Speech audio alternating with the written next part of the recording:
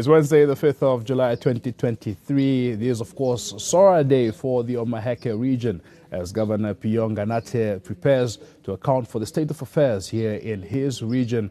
Of course, the Omaheke region, he has been in the driving seat since 2020, and this will be his fourth State of the Region address under the theme Reviving Omaheke's Full Potential Through Innovation and Smart Partnerships. So what has happened over the past year? Of course, we'll be hearing from the governor in a bit. But before that, I'm also joined here by a very esteemed panel of experts who will help us dissect affairs here in the region. They are namely Dr. Kaire Mbwende, who is, of course, a former politician and former diplomat. And he joins us this morning. He's also a son of the soil of the Omaheke region. Doc, a very good morning. It's a pleasure and an honor to have you once more with us here. Yeah. Good morning. Nice to be here. Fantastic. We also have Dr. Jory Kaorivi, of course, who is an agriculturalist as well as the Chief Agricultural Scientific Officer with the Ministry of Agriculture here in the Omaheke region. Dr. Jory, a very good morning. Thank you for having us in your region. Thank you for joining us this morning. Good morning. It's nice to be here. Very much indeed. Of course, in a short bit, we'll be crossing over into, that is the Ben van der Walt Hall, where Governor Ganate will be, of course, delivering his fourth State of the Region address, once more under the theme Reviving Omaheke's Full Potential Through Innovation and Smart Partnerships. But before that, let's discuss affairs here in Omaheke. Dr. Mbwende, firstly, from where you sit as a son of the soil, what do you make of the state of affairs here in the region, first and foremost? Yeah? Well, I think, let me not talk about potential because that's a word we use, yep. And then potential is not always realized. But Omaheke, of course, been known as a cattle country, yes. And people depend largely on farming. Yep. The service sector has also been growing, but also there are other potential like the discussion on mining and mineral deposit in the region. Yeah. So the region obviously is smaller in terms of population, but large in terms of geographic coverage. Yeah. And there is also the issue of widespread poverty and some other challenges of development. Very much. But one is optimistic about the prospects for the future. Absolutely. Dr. Jory, from where you sit, what would you say is the state of affairs here in the Omaheke region? Yeah? I would start by saying it's for a reason that Omaheke is called a cattle country. Yeah. And as you know, when it comes to agriculture, livestock or beef in general is the main contributor to our GDP at national level. We have been doing very well in the past years, despite the few challenges. We have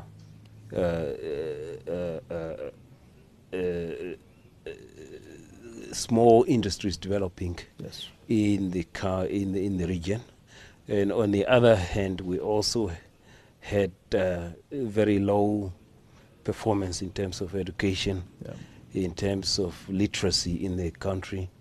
Statistics show we are on the lower part of the poverty scale because of disparity within the resource of Omaheke. Yes.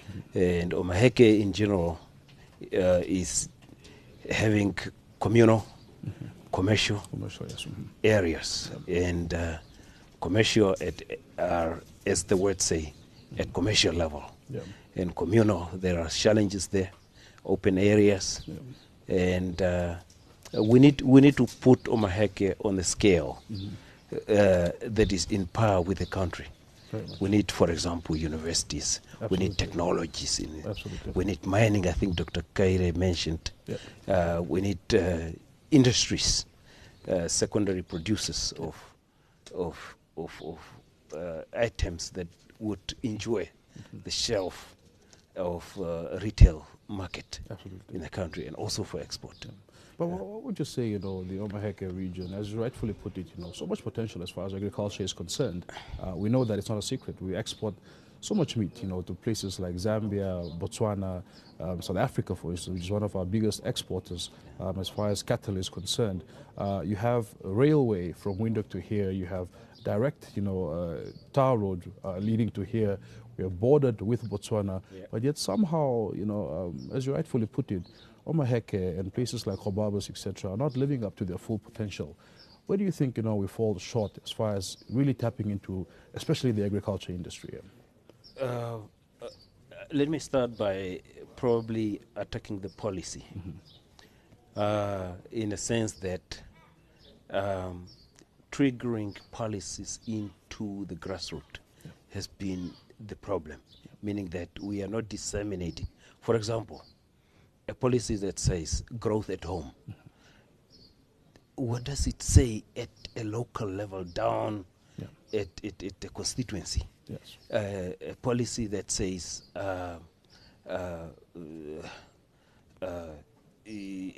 enjoying an EU market or Norway market. Yes. What does it say? How does it trigger down? For the layman on the ground. Yeah, the dissemination of the policy so that we are at the lower level, understanding that we have competitive advantage at some point. And also, when we look at, for example, the beef that we brag about in Omaheke. Yeah. And rightfully so. You have the bragging rights. Thank you. We're only at a production level, at a producer level, up the value chain, all the way to the table. We are not participating. And somehow, somewhere, the more we start understanding that, the more we start exploring and also harness some of these advantages and make use of it for the development and welfare of the region. Very much so. Dr. Mbwena, just picking up, from Dr. Jory, and you can see, attempts by Governor Nganate as far as, some of the issues he raised. You see a lot of collaboration, even looking at the theme for this year's SORA, which states reviving Omaheke's full potential through innovation and smart partnerships. And we see those efforts. Partnerships with Zimbabwe, for instance, are underway. Partnerships with Botswana are underway. How can we capitalize on this as somebody who's, of course, well-versed with the economics of international relations as well? Yeah. Well, I think it's very interesting if you look at the theme for this year, reviving economic development. Well, you revive something that was there, but anyway, that's a discussion for another day.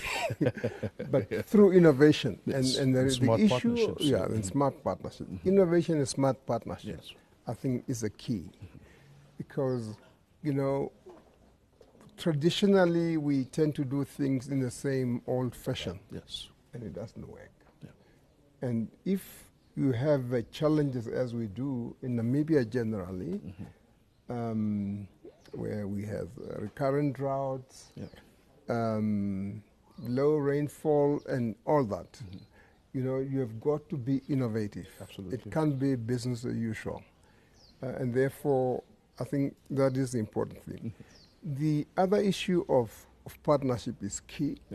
Unfortunately, we have not been able to tap into our relationship with Botswana and geographic advantage. Absolutely. And that's because simply we are all looking at South Africa. Botswana is looking at South Africa for import and export. We are looking at South Africa.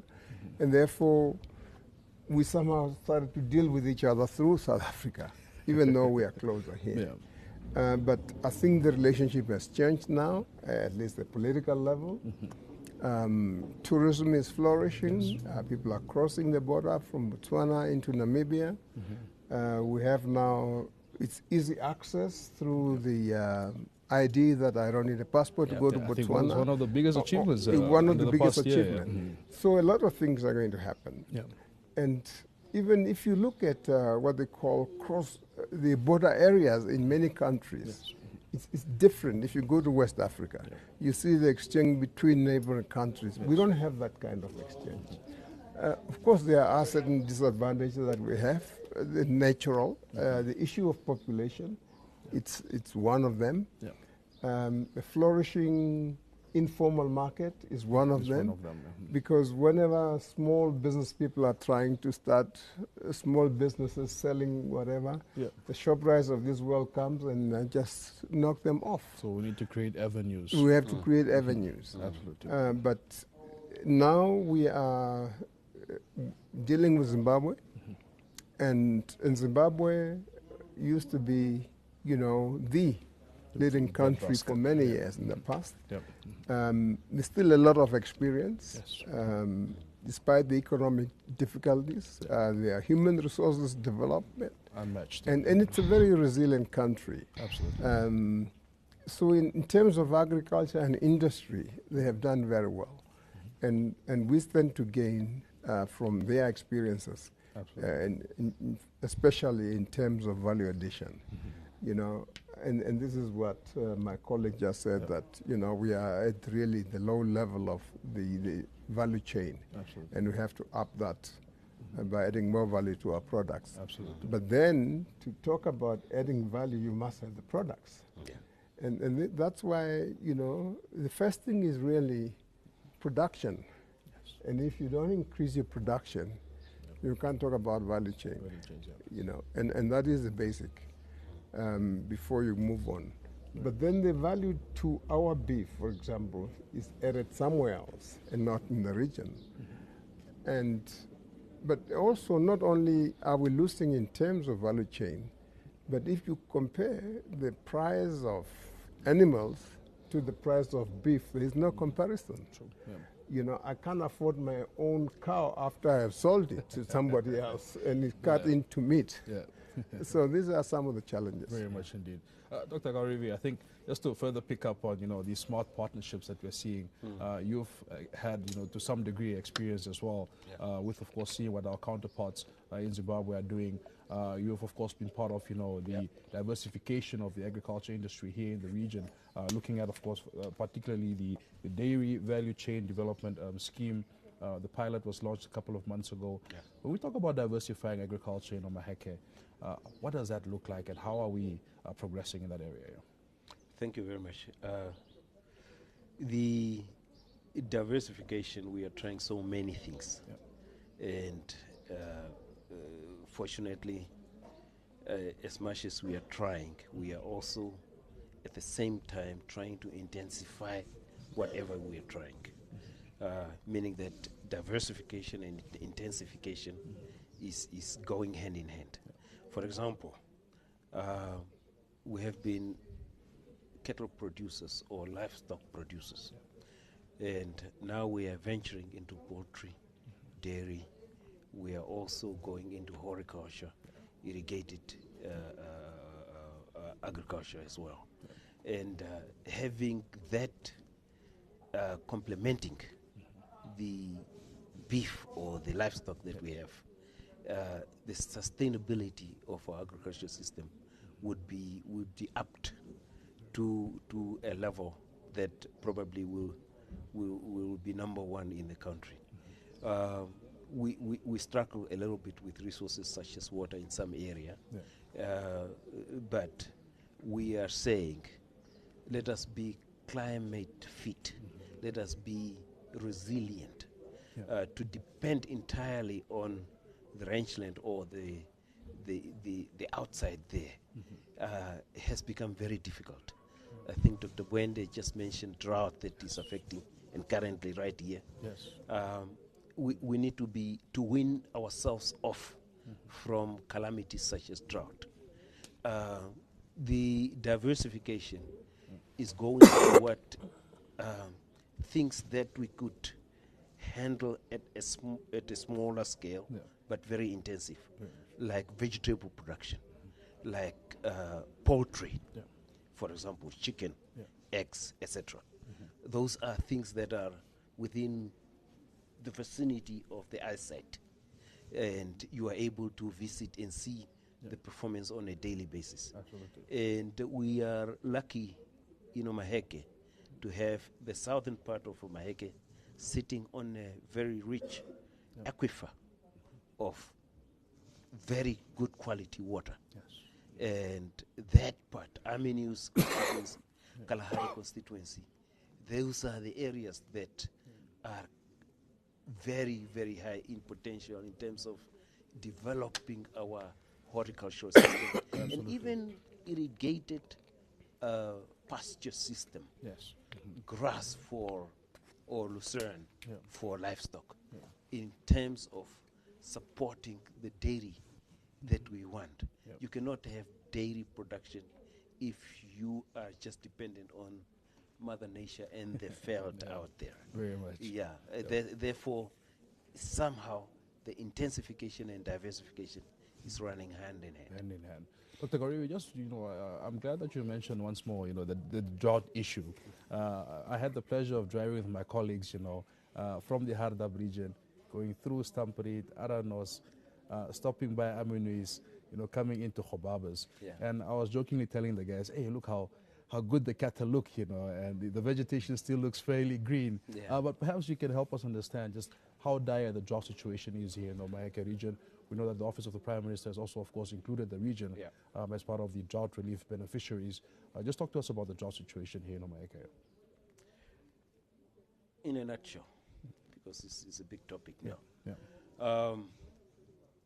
The south receive summer rain and winter rain. Yeah. And the problem that we have in terms of drought is less summer rain across the entire region. Okay. Because of low rainfall, the region we were roughly around about 200 millimeters on average, with the lowest probably in the south where you pass through, less than 100 at places. Wow. The south is now very lucky to have, in the past month, June, received some drops of winter rain. Yeah. But the lack of summer rain is the foundation of issues or problems that are related to drought. Yeah. In the past year, like 2020, 21, 22, we received good rains. And unfortunately, we came from a drought of 2019.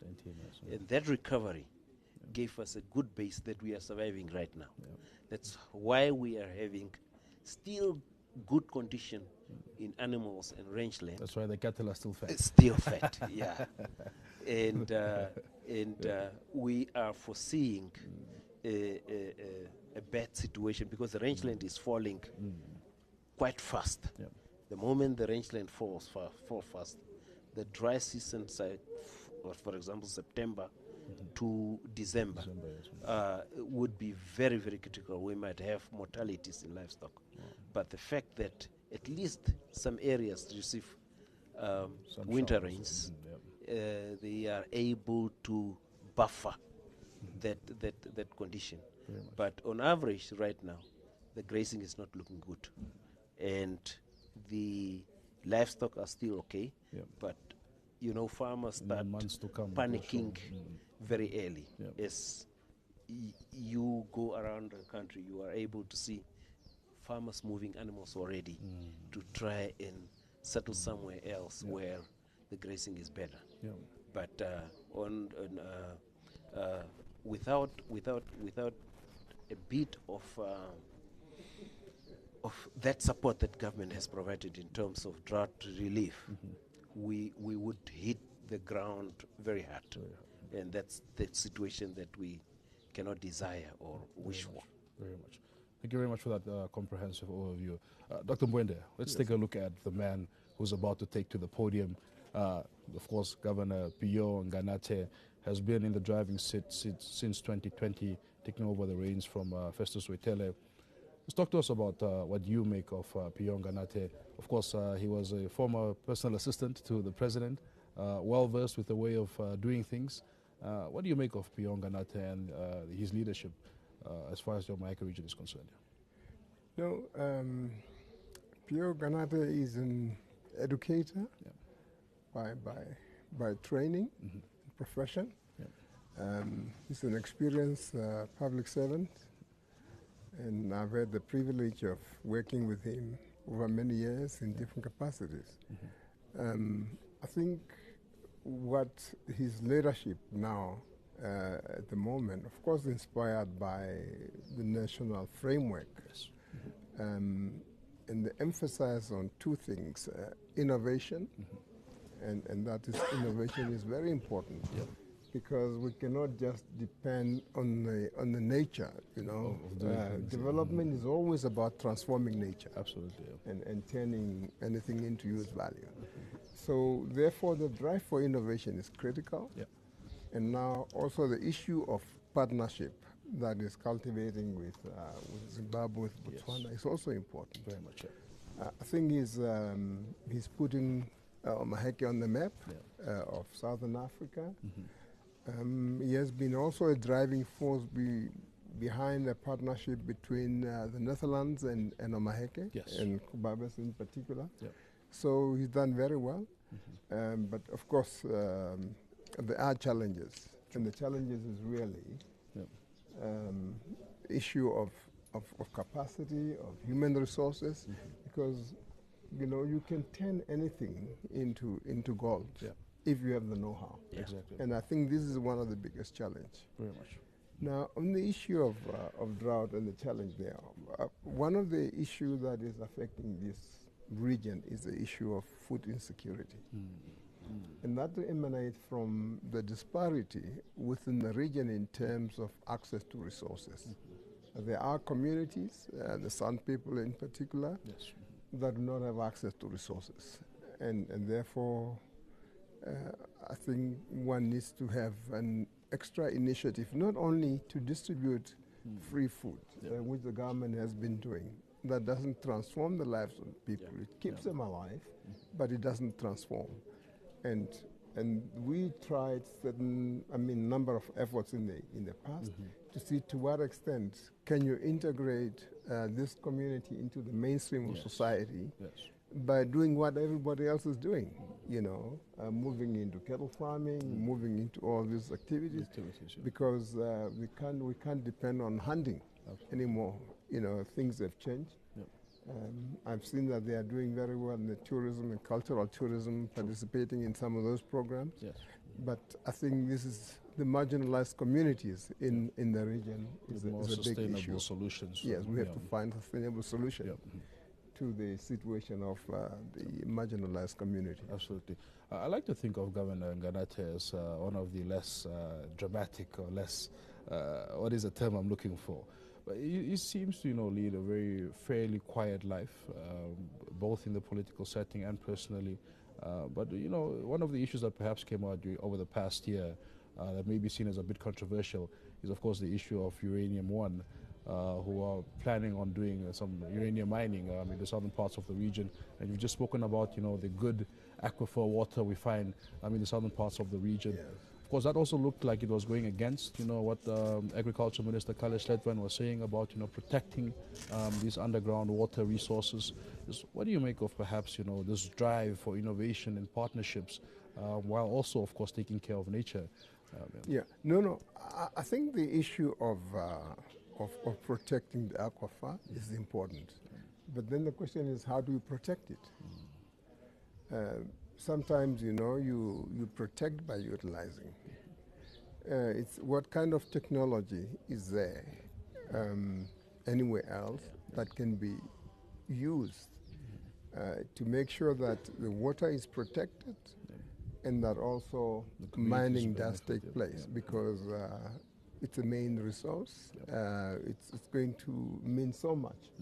I don't want to be put in a situation where you have to choose between agriculture and mining, because you may be surprised to choose the wrong one, whichever is right or wrong. Both are equally important, especially in our economic setup. And therefore, these are natural resources that are God-given. And we have to be creative.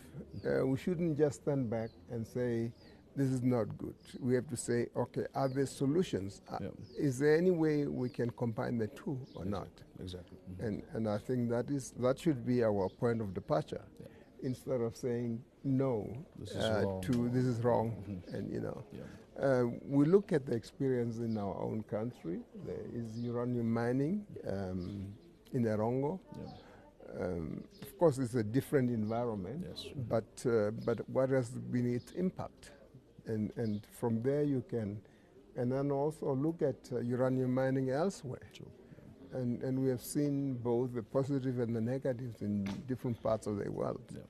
And the question for us is that, what solution can we find, can we develop through our partnership with people who have advanced technology in these areas. Absolutely. Of course, I don't know, Dr. Kaurivi, would you like to, are you allowed to comment on that? A small one. I think Dr. Bwende just said it all. And I'm sitting in the same boat in terms of being open-minded as to what does the science say. And we should educate rather than campaigning, educate our nation as to what are the disadvantages and advantages, or what are the possibilities of marrying these two entities. Absolutely. Or the region needs them both. We need them both. Very much. And so far, what I have seen in social media and also in the media is I would term it campaigning, for or against. We don't need that at this moment. We need facts. And the science has to lead us. Absolutely. And I'm sure there are technologies. And we should not forget that. What we are afraid of is the radioactive materials. But the radioactive materials is natural and is down there. The safe ways of extracting this. And at this moment, we are extracting that water. Are we safe from that water at this moment? We don't know. But as soon as we introduced the mining, these things became like a political blowout. and that's a part that I cannot identify myself with. I wish the facts will lead us. I wish the countries that have done that.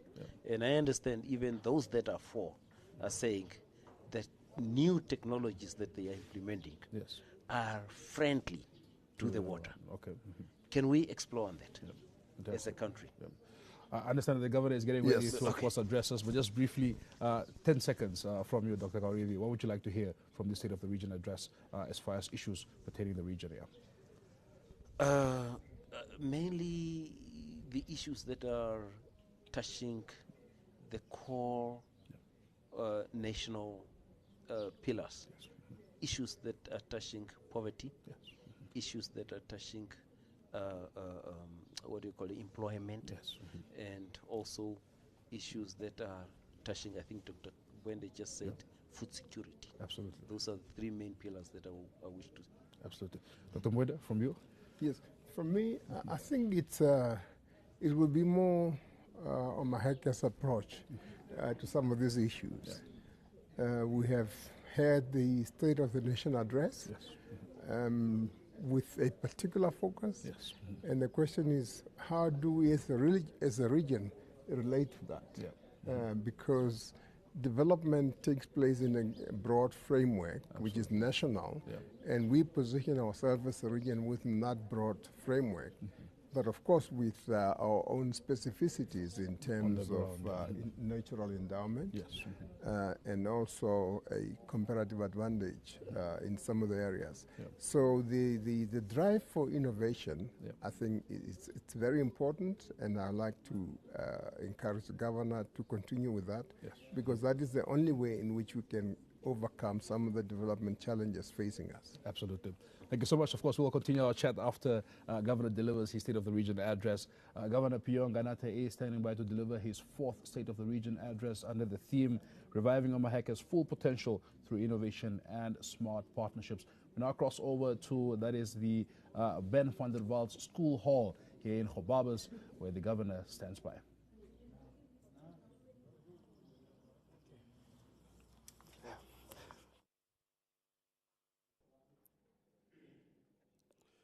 Honorable Chairperson of Omaheke Regional Council and Management, Honorable Gary Sepp, Honorable Regional and Local Authority Councillors present, Worship Mayor, SWAPO Regional Coordinator, my wife Nimungu Gutawanga Nganate, fellow Namibians, fellow residents of Omaheke region, it's my singular honor and privilege to stand before the Namibian nation to deliver my fourth State of the Region address.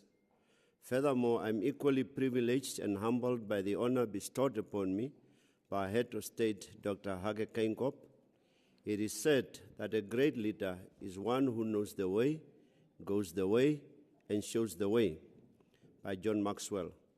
The President of our Republic not only knows and goes and shows the way, he allows others to lead without imposition, and this, ladies and gentlemen, is what great leadership entails, because it is through this approach that one leads towards creating a prodigious legacy. My dream is to have a society, a region, and a country in which everyone is accorded equal opportunities, a region in which no child wonders where his next or her next meal will come from.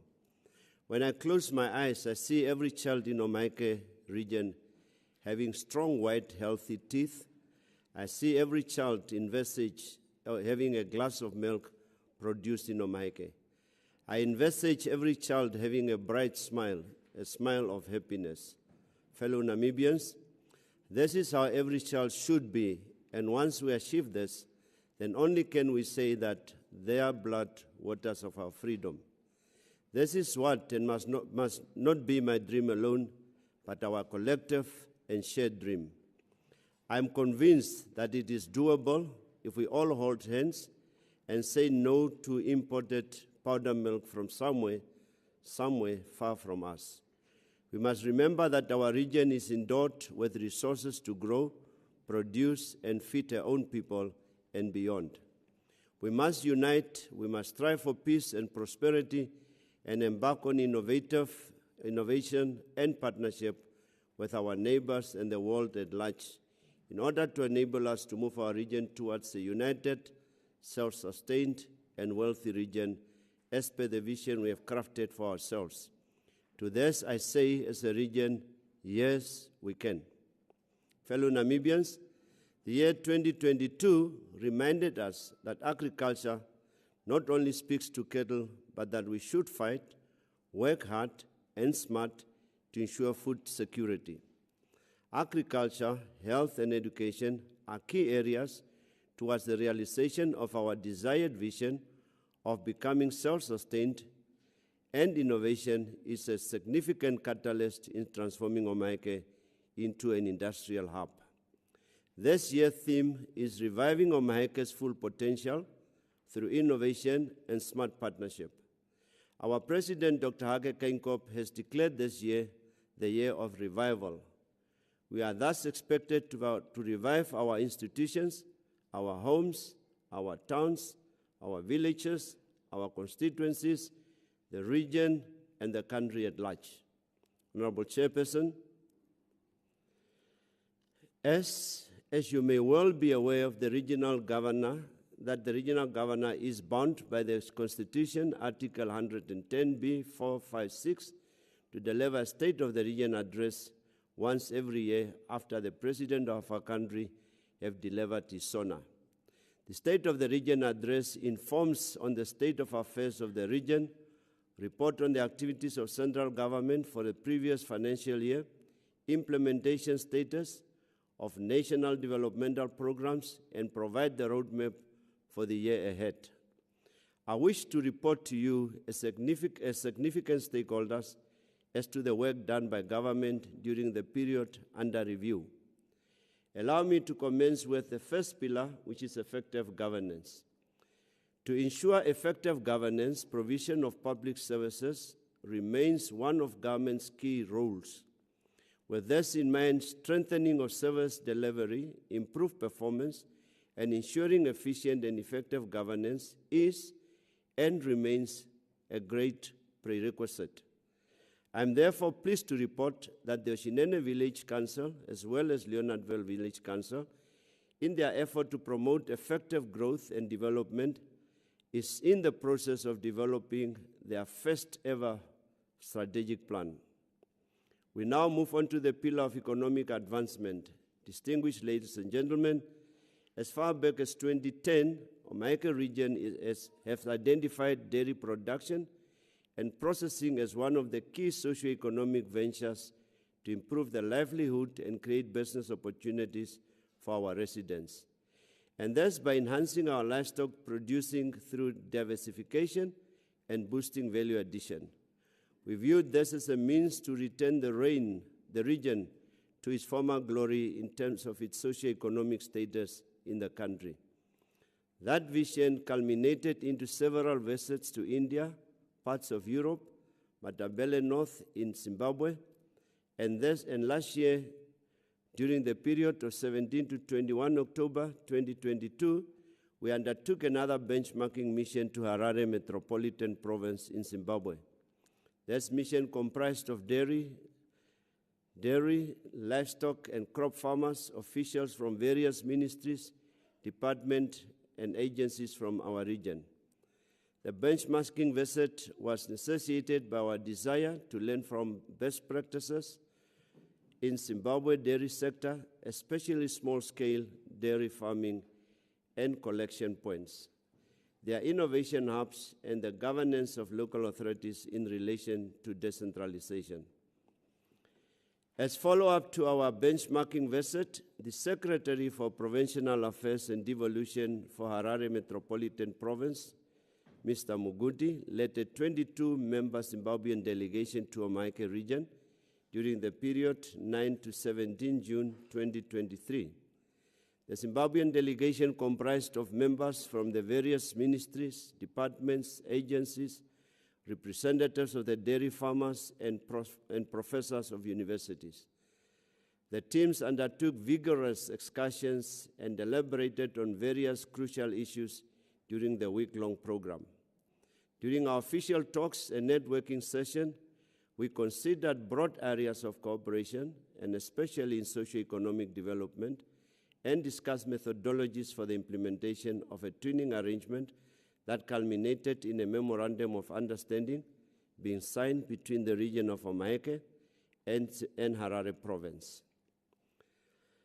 We focus on the following areas and resolve that these are the areas that we will embark upon during our twinning: the sharing of knowledge systems and educational best practices, the development and use of science, innovation, and technology, skills transfer on livestock management and dairy production, the sharing of knowledge and best practices in industrialization, investment, and trade, sharing of experience and best practices on devolution and local governance. And I must just pause a bit here to remind us that the issue of corrugated iron houses in our region should be something that we should kiss goodbye and embark on proper structured houses and do away with corrugated iron zinc. And that's one thing that we'll concentrate on during our partnership with Harare province.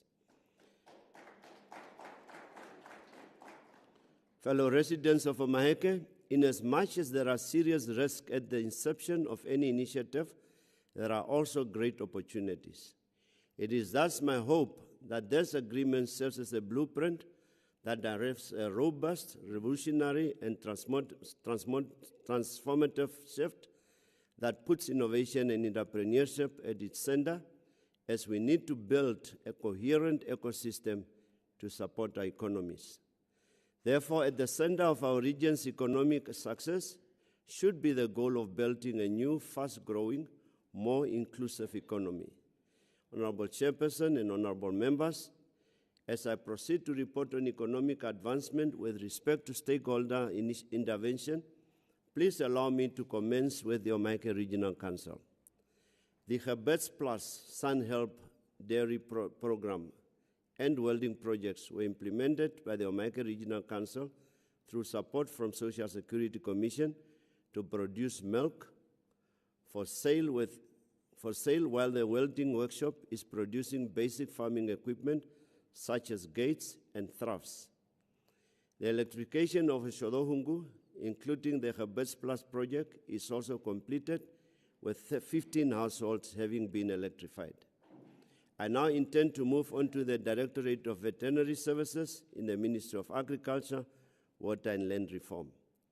The Directorate of Veterinary Services continues to actively play a crucial role in the marketing of livestock within the region through auction inspection and regulation, as this promotes quality, sustainability of the livestock industry within the Omaheke region. The year 2020-2023 financial year, Directorate of Veterinary Services has facilitated 204 animal auctions and 8 permit days, with a total of 94,000 livestock sales, which is about 70,185 cattle and 23,800 of small stock and 51 small stock. The estimated gross amount for cattle and small stock sold is 257 million Namibian dollars. And for small stock, 256,000 Namibian dollars and 9.6 million respectively. These numbers are absolutely remarkable. As such, allow me to therefore acknowledge the producers as well as all the stakeholders within this industry for the relentless support in maintaining the livestock production industry. But while I'm also mentioning that, I must also mention that the other day I saw an auction taking place in the Shodonjupa region where a cow was sold for 2,100, and that's an insult to a farmer. And that's something that still remains a gray area, that our farmers do not have a say in the price that the animals should be paid. The Directorate Veterinary Services similarly continues to facilitate the export of cattle to the Republic of South Africa, Botswana, Zambia, and SADC countries. Moreover, through the generous investment of 985,000 by MIDCO, auction crawls were erected at ASAP and will be inaugurated on the 14th of this month, which is also a remarkable achievement since the community of ASAP had to travel long distances to either Hobabes or Epukiro to sell their livestock. And for the first time, from the 14th of this month, they will be selling their cattle within ASAP block. Chairperson, I think we need to clap hands. I think that's really a relief for ASAP farmers. Imagine if you have to travel from ASAP to Hobabes, you pay like 1,500 per head of your livestock. That is already a saving that could be used for buying school uniform and other necessities that the community needs. Honorable Chairperson, although the region is known as the cattle country, we still export jobs as a result of not ensuring value addition. We need to pay specific attention to the processing of raw agricultural produce rather than exporting unprocessed agricultural commodities. Having said that, I am delightful to inform this August gathering that Agribank has awarded the tender for the sale of the Vetflay abattoir properties to a Namibian company for an amount of over 40 million Namibian dollars. And we are foreseeing that the Vetflay abattoir will be up and running during the next coming few months because they're busy finalizing the final details with local investors and international investors. And that will bring a huge relief to that community of Vetflay, where many of them were left without jobs.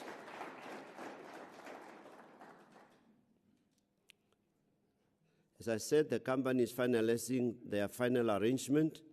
We now turn to the Directorate of Forestry in the Ministry of Environment and Forestry and Tourism. The Directorate of Forestry provides an enabling environment to various beneficiaries to have access to numerous primary forestry services and products. The harvesting of ample forest products in the region shows a decline, as the firewood produced during 2022-2023 is but 52,000 tons compared to 60,000 tons the previous year. In addition, a decline from 79,000 to 45,000 tons of charcoal was produced in the region. On the other hand, a steady production increase of 185,000 from 22,390 poles were harvested in the region. As I move over to the Directorate of Youth Development, I wish to remind us of the high youth unemployment rate, which is indicative of the high poverty levels in Omaheke. And at this juncture, I must applaud the Chairperson and Council for having called a youth conference looking at employment creation for our young people. And commendable is the seed capital, Mr. Chairman, that you put in place that will say that we're not only talking, but we're giving not only hope, but also access to facilities. I must also mention while we're there that the Omaheke Innovation Hub this year will incubate 7 TVET students into the hub, equip them fully. For 6 months, incubate them. 12 months they will be operating, and after 18 months, they should mature and go into the market and run their businesses. This is an attempt of fighting youth unemployment in the region. Under the Rural Youth Constituency Enterprise Initiative, 7 projects from Omaheke region were established and registered and will benefit 10 young people from all 7 constituencies within the region. Hobabes and Oshinene Rural Youth Enterprise are selected as pilot projects and will be funded by the Development Bank of Namibia in 2023-2024 financial year. Additional 6 young people residing in Hobabes were employed in the Youth Self-Help Employment Horticulture Gardening Project. The Directorate of Youth Development, with the aim of creating a platform for entrepreneurs to showcase goods, services, and products, promote new businesses development, and disperse knowledge, hosted the Omaheke Youth Business Trade Expo. The expo attracted about 200 young entrepreneurs, businesses, and artists from within and outside the region. Fellow Namibians, the next pillar I will tackle is social progression. Under this pillar, I wish to once again commence with the Omaheke Regional Council and with specific focus on rural development. With regard to rural development sanitation, a budget of 678,000 was allocated for rural sanitation and allocated for construction of toilets for people with disabilities. 9 toilets out of the 28 toilets were constructed. We still need to improve on this one. In respect of housing, the Build Together program, managed by the Omaheke Regional Council, commenced during the period under review with the construction of 70 houses aimed at the Pukiro, Talismanes, Aminus, at the cost of 5.6 million Namibian dollars, of which 3.5 million was spent. To date, 34 houses are completed, 6 at the Pukiro, 9 at Talismanes, and 17 at Aminus.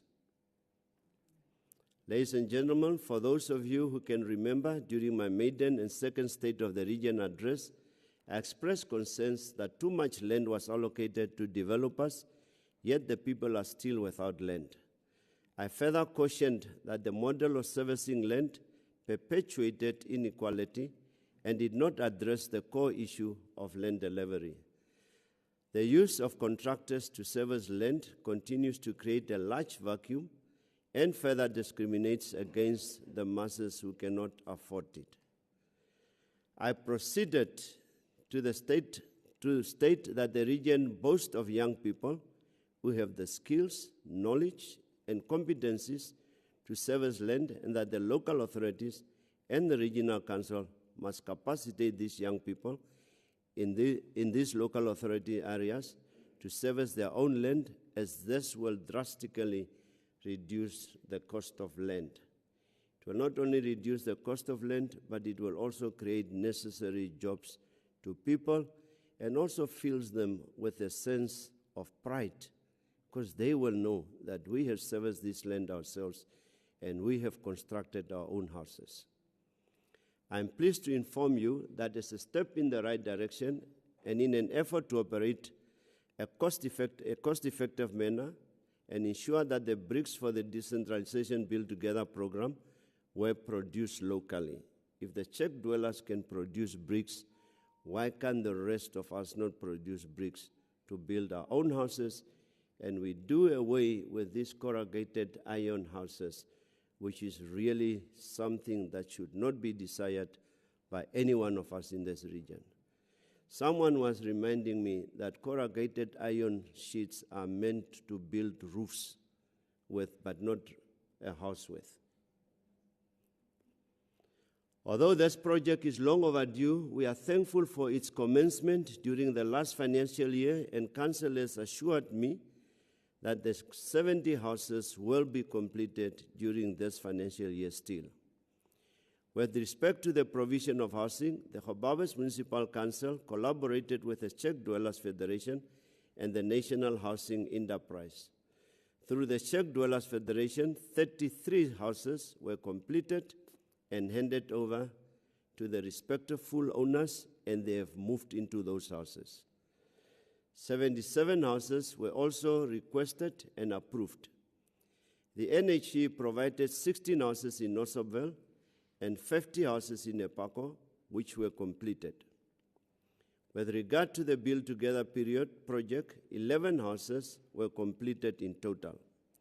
Fellow Namibians, the Directorate of Veterinary Services in the Ministry of Agriculture, Water and Land Reform hosted a rabies awareness and vaccination campaign, and a total of 900 pets were vaccinated during this year.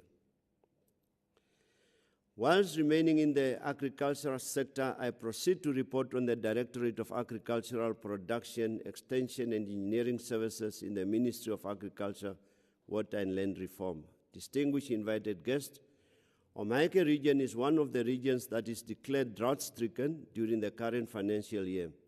The livestock market prices have slowed down to its lowest in 10 years. However, the livestock production in Omaheke region remains steady, and the livestock condition has dropped from good to fair on average. Very poor rains were received in the region with an average of 200 millimeter, and lowest records below 100 millimeter in the south of the region, whilst the highest were just below 300 millimeter and patchy in the northern parts of the region.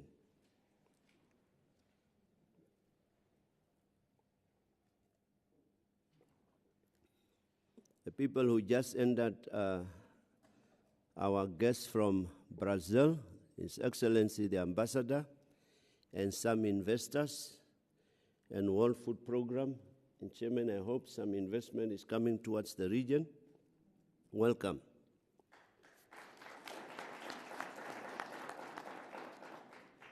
The unfavorable market trends that emanated from the foot and mouth disease detected early last year in South Africa, followed by the low output in the local meat value chain, are all contributing to the diminishing market value of livestock farmers at farmers' level, especially those in communal areas. The rangeland quality continues to decrease dramatically, and the availability of fodder for livestock shall be one of the critical commodities at household level. Based on this, I am sure that most farmers are feeling a sense of dismay. Dear farmers, allow me to allay your fears in that together with Hartap and Karas, our region Omaheke is included in the amount of 87.4 million set aside for livestock marketing, lease of grazing, and transport to grazing facilities by the government of our republic for the period 1 July to 31 December 2023. The region remains gratified by the central government's decision to be included among those classified as drought-affected in Namibia. However, sincerely, we wish that the livestock feed and leeks were included to assist farmers who can no longer sell livestock.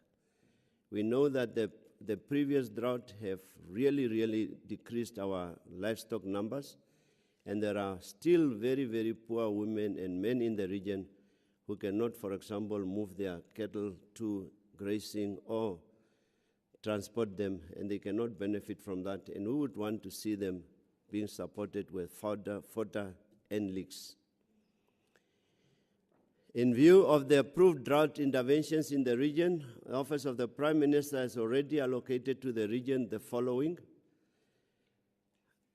8,973 bags of maize meal, 107,000 tinned fish, 26,243 cooking oil. But this is not sustainable. The handouts is an interim measure and something that we should all fight to end it so that we can produce our own food. I now move on the division of land reform in the Ministry of Agriculture, Water and Land Reform. The issue of land reform remains a crucial one. As such, let us take a look at the division of land reform. With respect to acquisition of land for resettlement, the Ministry of Agriculture, Water and Land Reform bought one farm called Yellow Bank, number 57, measuring about 8,000 hectares. The farm was acquired at an expenditure of 15,678,000 Namibian dollars. I'm on record, as well as my counterpart in Oshodonjupa is on record, that the buying of farms is no solution to giving land to Namibians, but the development of virgin land can eventually reduce the high prices that government is paying for land and can, as a result, resettle more farmers as opposed to buying one farm with 3 units and you resettle 3 people. I sincerely hope that this year and years to come, government will really look at the issue of developing virgin land. Furthermore, the Honorable Minister of Agriculture, Water and Land Reform appointed new members to the Omaheke Resettlement Committee that will serve from this year until 2025. The Honorable Minister also appointed new members to the Communal Land Board for a period of 3 years as well. Ladies and gentlemen, fellow Namibians, illegal fences remain a serious cause for concern in our communal areas as they contribute to the diminishing available common age areas for grazing and conservation purposes. Hence, I call upon residents in our communal areas to report all illegal fences to their respective traditional authorities and the Omaheke Communal Land Board for removal. I now turn to the Directorate of Forestry in the Ministry of Environment, Forestry, Tourism for the period under review. 2 community forests, Aminus and Oshinene, were gazetted, and community forestry certificates were issued for the legal provision, as per the legal provision of the Act. Also, do I want to pause on this one, that in communal land so far, charcoal production, wood production is non-existent. We are also aware that commercial farms are harvesting charcoal and wood, and as a result, they can make ends meet. We also want the Ministry of Forestry to really expedite the gazetting of charcoal and wood production, especially where it can be controlled and can be monitored, so that we can also benefit the same benefits. The Directorate of Forestry is instrumental in the process of suppressing numerous fire outbreaks. More than 50 commercial and resettlement farms, as well as in various communal areas, were assisted in this regard. Over 300 seedlings were donated from the ministry offices to various communities and institutions such as schools, clinics, community members during the both upper days and special set-up events. I now wish to proceed with the division of gender equality, poverty eradication, and social welfare. Fellow Namibians, with regard to early childhood development, the division of gender equality, poverty eradication, and social welfare has facilitated allowances to 84 educarers during the last financial year, totaling an amount of 1.4 million Namibian dollars. Yes. This is meant to subsidize underprivileged ACD centers that cannot pay school fees. In addition, 49 water tanks have also been donated to 45 ECD centers in all 7 constituencies. Distinguished invited guests, fellow residents of the region, I shall now proceed on the Regional Health Directorate. The Regional Health Directorate conducted campaigns and had interventions pertaining to maternal and child health, prevention of mother-to-child transmission of HIV, and prevention of cancer of the sexual reproduction system. Moreover, the immunization coverage of 12% and 89% were recorded. The Ministry of Health and Social Services continues to conduct antenuptial care weekly at the Lady Pohamba Maternity Waiting Shelter, and I must report that so far we did not experience any death at birth or during the period in question. The HIV-free exposed infants born to HIV-positive mothers is remarkably at 96.3%, and I believe that's a big achievement. However, the transmission for breastfeeding stands at the rate of 3.7%, and our target is 2%. The cervical cancer screening program was rolled out in the region to screen and treat HIV-positive women. Looking at the Social Security Commission and the Hobabas Vocational Training Center, about 150 level 3 trainees graduated from the Hobabas Vocational Training Center in October 2022. In addition, the center has plans to expand, and with this expansion, a multi-purpose resource center with design, drafting, and innovation, as well as self-catering hostel will be built. Furthermore, the agriculture, crop farming, and animal husbandry trade, in collaboration with farmers in the region, will also be introduced at our VTC, and this is long overdue. With regard to human capital development, the Social Security Commission has granted 2 deserving learners from the region bursaries in medical-related fields.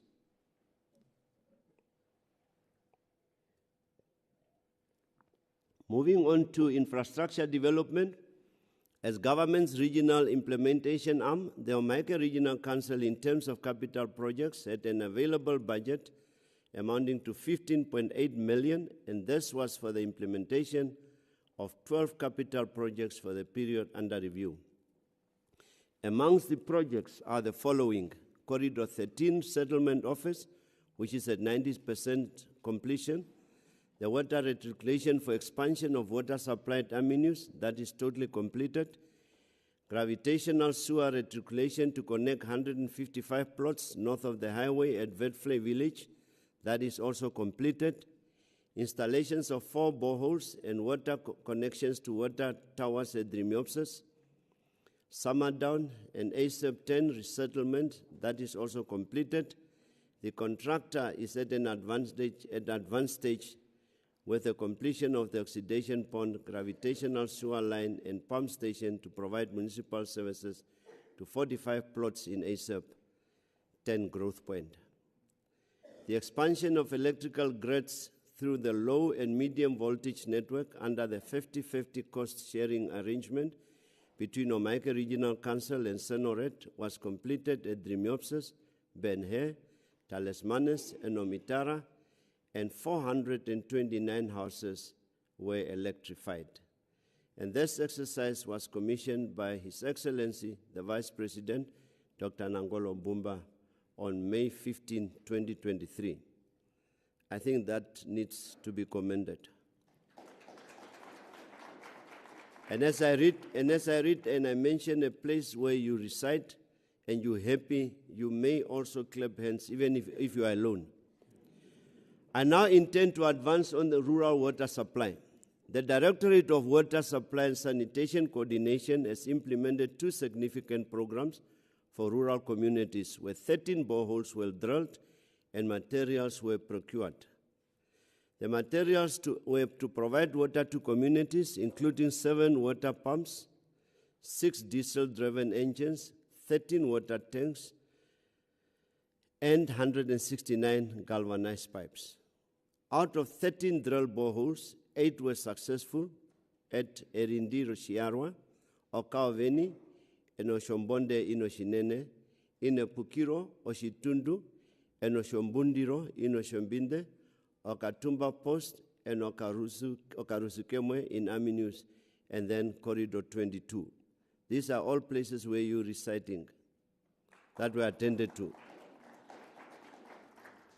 Due to water scarcity and deep water resources found in the region, 38% of the boreholes that were drilled were unfortunately dry.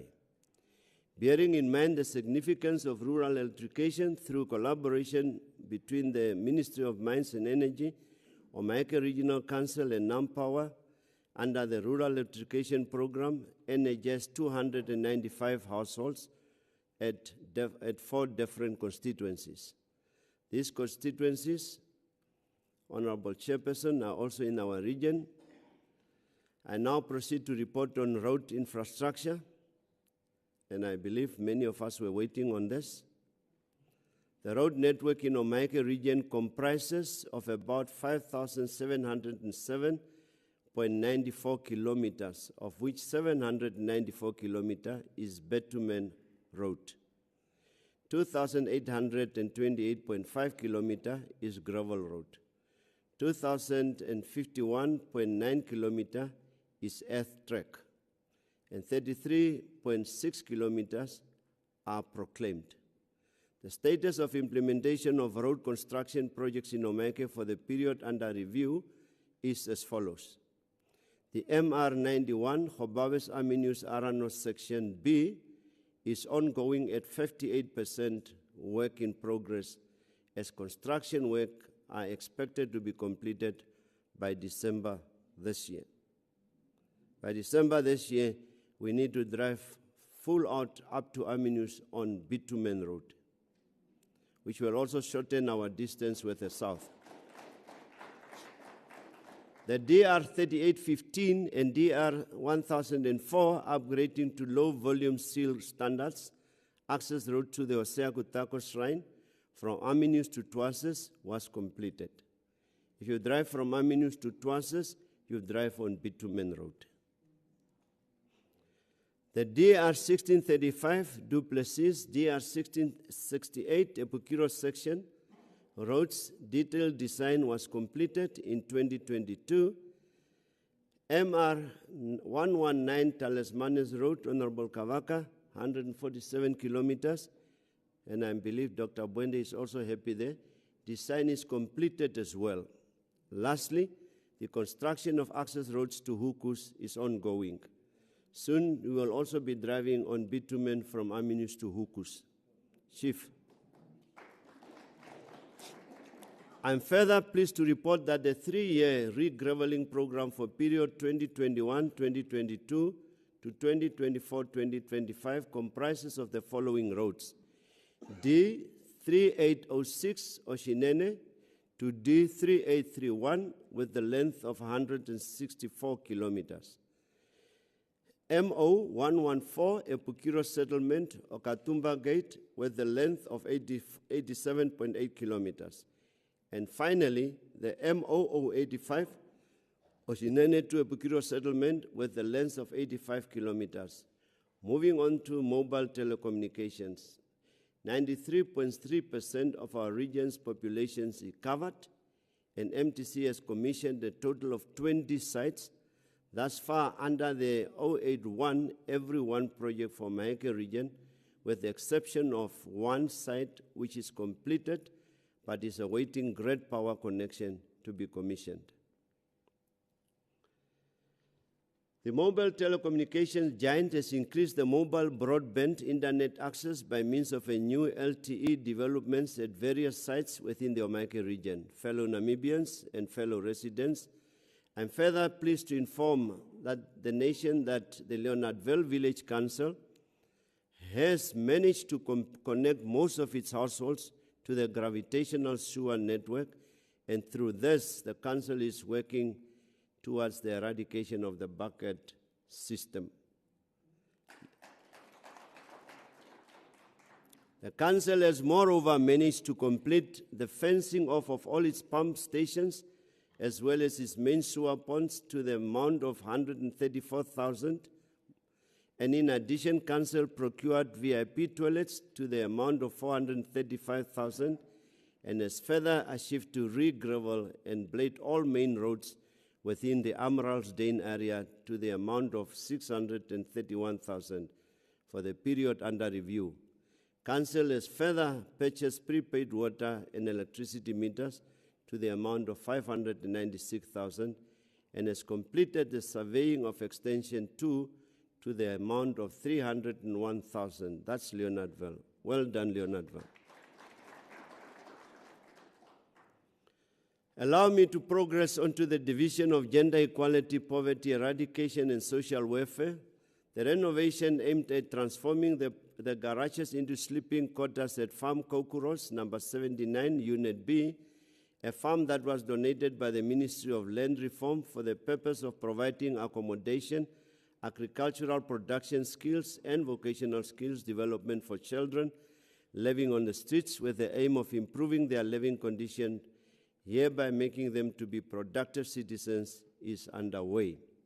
However, I'm not happy with the progress on that farm. It takes forever.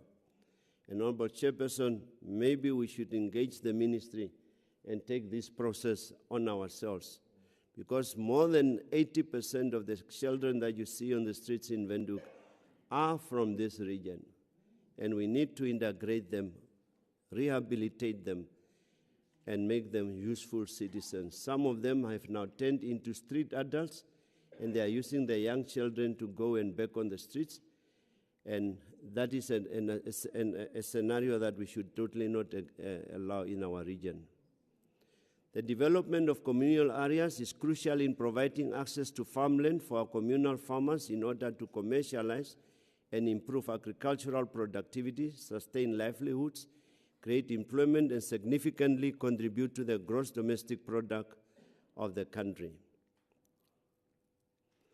$17 million Namibian dollars was utilized for infrastructural development under the Communal Land Development for Agricultural Commercialization Program in the Division of Lands in the Oshombinde and Epukiro constituencies.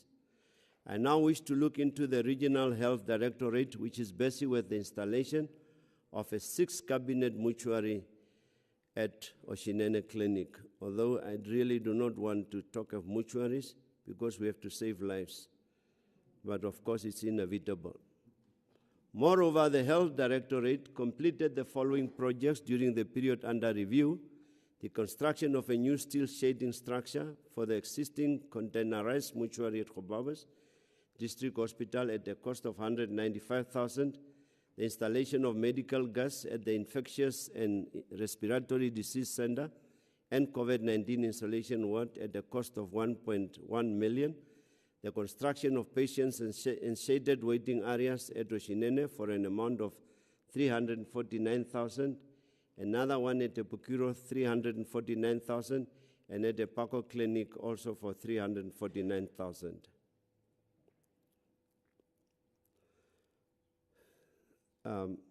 The commissioning and maintenance of the water treatment plant at Oshimanangombe Clinic at the cost of 182,000, water tanks and a tank tower at ASAP Clinic at an amount of 548,000, water tanks and a tank tower at Ndorombapa Clinic at the cost of 518,000, water tanks and a tank tower at the Bota Post Clinic to the amount of 513,000.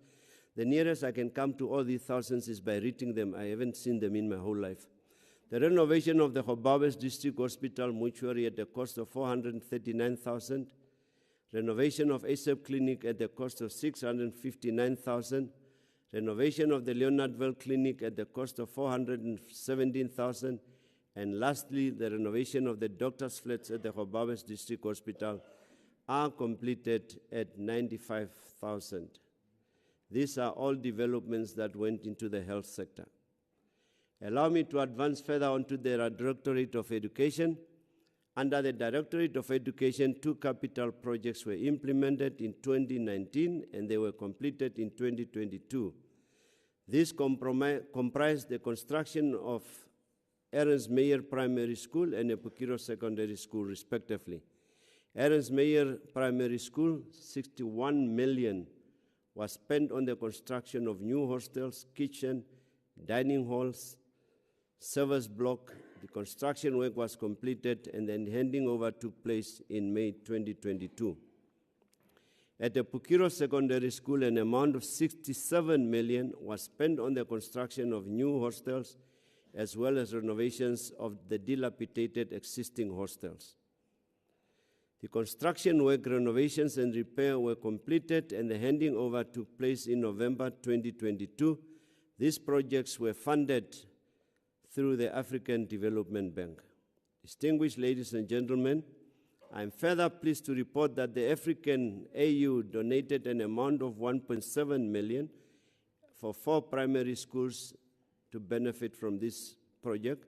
They are Mpetute Primary School, ASAP Primary School, Drimiopsis Primary School, and Rakutuka. The total amount budgeted was 1.4 million, however 1.2 million was spent and 117 million that was initially budgeted, 476 is remaining, and the balance is earmarked for purchasing furniture to equip the constructed classrooms.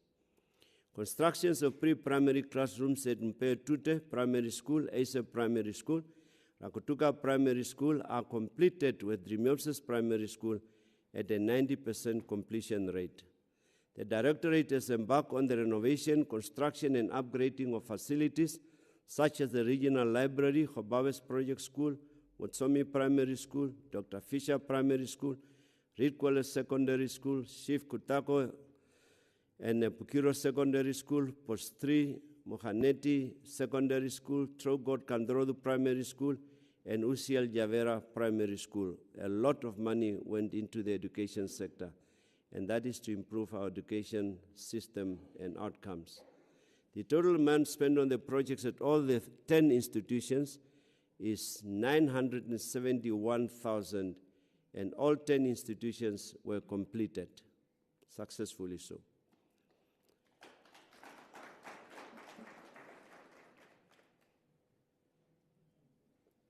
In respect of emergency renovation, reparation work was done at Epako Secondary School to fix the roof that was blown away by strong winds. An amount of 2.3 million was spent and the work was successfully completed. I think in Omaheke we have passed the stage of incompleted buildings. Distinguished ladies and gentlemen, I now proceed to the final pillar of international relations and cooperation. The Ministry of International Relations and Cooperation requested for different towns in Namibia to enter twinning agreements with different towns in Japan for mutual cooperation and assistance, which will cover technical aspects and other related areas, and Hobawes Municipality resolved to partner with Toyota City and Kambibonda Town. Apart from twinning with town cities in Japan, local authorities from Harare Metropolitan Province have also identified to twin with all 4 local authorities within the Omaheke region. It gives me great joy to report that the Omaheke Regional Health Directorate received financial and technical support from UNICEF and World Health Organization to carry out family health and special program activities.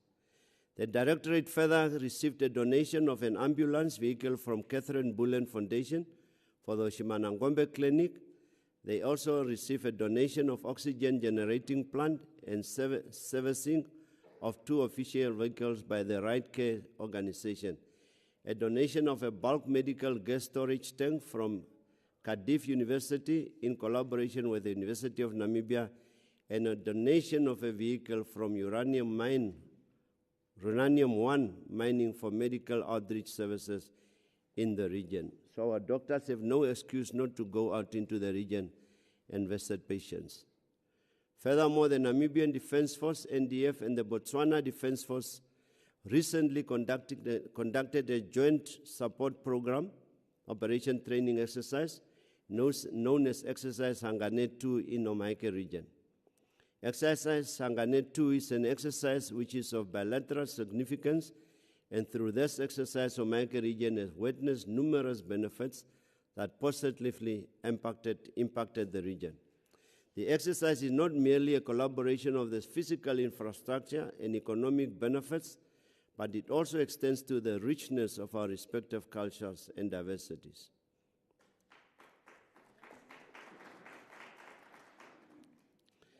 The outreach program, and maybe I should quickly just report here that during exercise Sangane 2, we dispatched 40 medical officers to ASAP 10 who attended to people from ASAP, neighboring GAM, and some came from Oshinene and some came from Epukiro. And we are now in discussion. Actually, we have concluded discussions with specialist doctors who will also have a team somewhere during the year, hopefully before the end of this month, who will also go to ASAP 10 to attend to more serious cases like cancer, breast cancer, prostate cancer, and all other illnesses.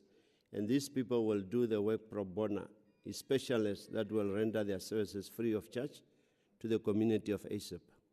That is to ensure that no one is feeling left out. This outreach program thus presents a unique opportunity for cultural exchange, fostering understanding and unity among our respective diverse population. Distinguished ladies and gentlemen, moving on to the matters of safety and security, the Namibian Police Force under the Ministry of Home Affairs, Immigration, Safety and Security continues to serve, protect and fight crime. Crime in the region, although limited resources may deter, is manageable, and the statistics for the 2022-2023 financial year are as follows. The most prevalent crimes are theft, assault with intent to do grievous bodily harm, stock theft, housebreaking with intent to steal, and theft, assault common. And I must report that last week we lost a life just because of a $10. A young man was stabbed to death. And these things are normally happening at illegal shebeens. And I want to implore the Commissioner that those illegal shebeens where these type of crimes are taking place must be closed forever and never operate again. Because losing a young life because of a $10 is unacceptable. With regard to serious crimes committed, a total of 437 carcasses were recorded, and they are as follows. 22 cases, murder, 22 cases, that's 22 lives for a population that is so small, and especially the population of Omaheke, that is just close to 80,000. 22 people died. Housebreaking, theft, 323 cases, robbery 92.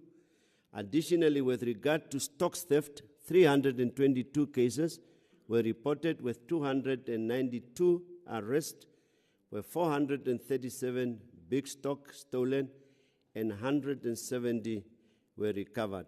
Our police, you're not doing bad, you're really doing good. Pertaining to small stocks, 635 were stolen, 331 were recovered. The total value of stolen stock and recovered stock is 5.8 million and 2.2 million respectively. That's about a whole $8 million that farmers are losing as a result of stock theft. In respect of gender-based violence, assault with intent to do grievously bodily harm and assault common with domestic violence remain prevalent. It is concluded that alcohol and drug abuse, jealousy and poverty, dependency on victims, on suspects, are the main causes of these crimes. 58 common assault and 50 assault were reported consecutively. As I conclude my address, and I think this is now a relief to you people, as I conclude my address, I wish to highlight the challenges and prospects that behold our beloved Omaheke region. And I'm happy our Brazilian ambassador is here. World Food Program is here, because your attention is very, very much needed here. Distinguished invited guests, as is common knowledge, Omaheke hosts the second largest population of the San marginalized communities. We are accounting for 23% of the total San community in the whole country.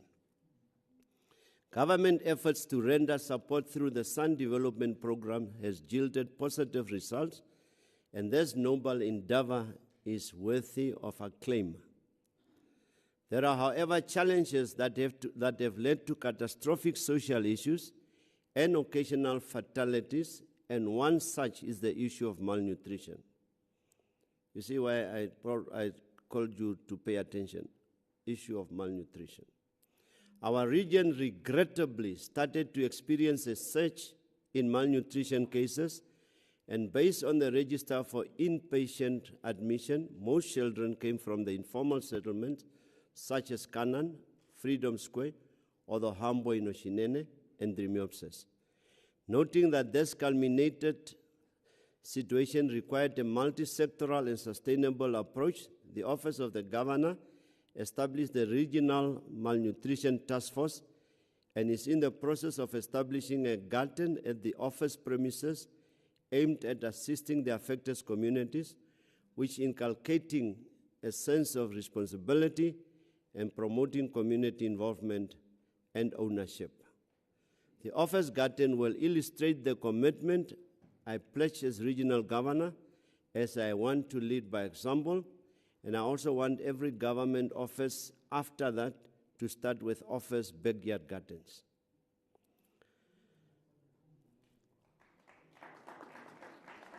Distinguished ladies and gentlemen, having said that, I am pleased to inform this August gathering that our region, through the Omaheke Incubation and Innovation Village, the OSPAGE, which will be launched on Friday, 7 July, has laid the foundation with respect to food security and value addition. So this Friday, we will inaugurate what we call the Innovation Kitchen. That is not only going to enhance food sufficiency, but also going to add to value addition, and also going to make sure that from the kitchen to the shelves, so that we can create jobs for our young men and women in Hobabes. The Innovation Kitchen is one flagship program of the OSPACE, which was established to contribute to the regional and national food security through capacity building and the development of creative skills of entrepreneurs, and for startups in the agri-food business. Being part of a world that has advanced in many respects, we cannot afford to be left out. We must catch up. We must support these types of initiatives, because it is through these types of initiatives that we may find innovative solutions and creations.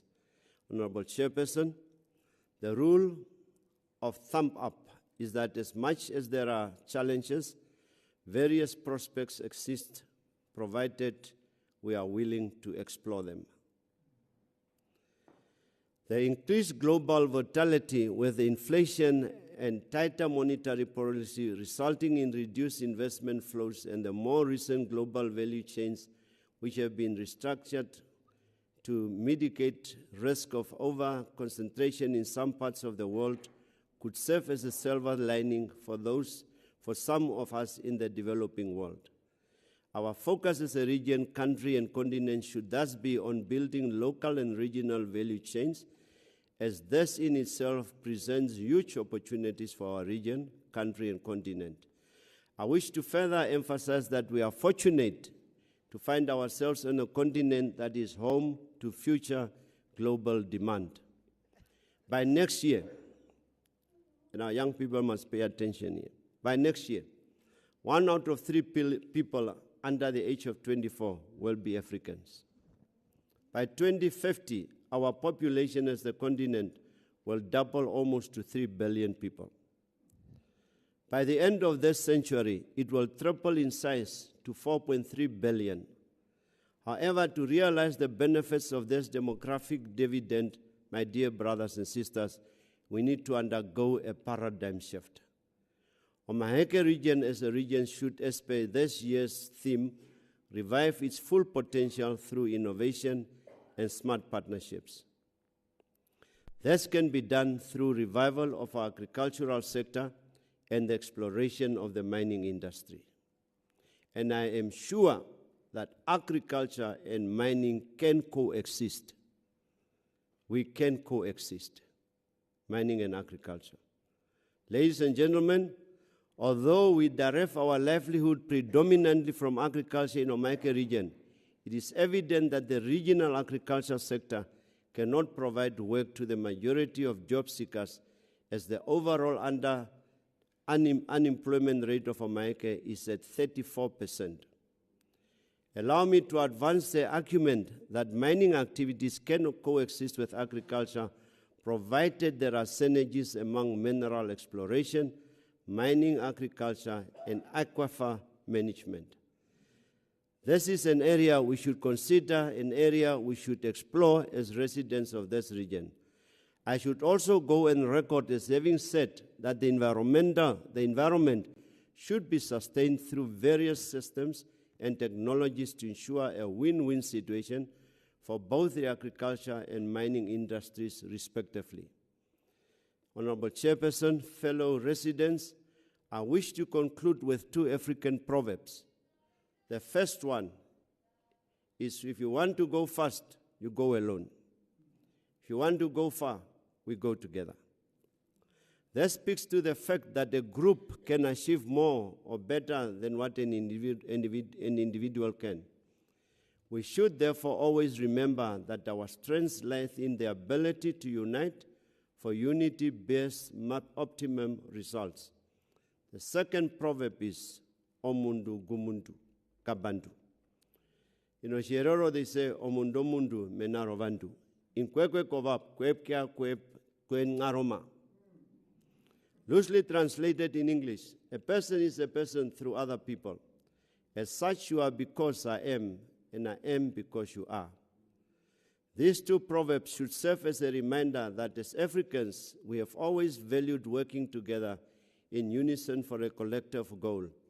Let us inculcate this mantra into our current norms and practices and return to the basic foundations of our heritage. May we be the change we want to see in this region and in Namibia and beyond. God bless our President. God bless Omaheke. God bless Namibia. God bless you respectively. And I thank you very much.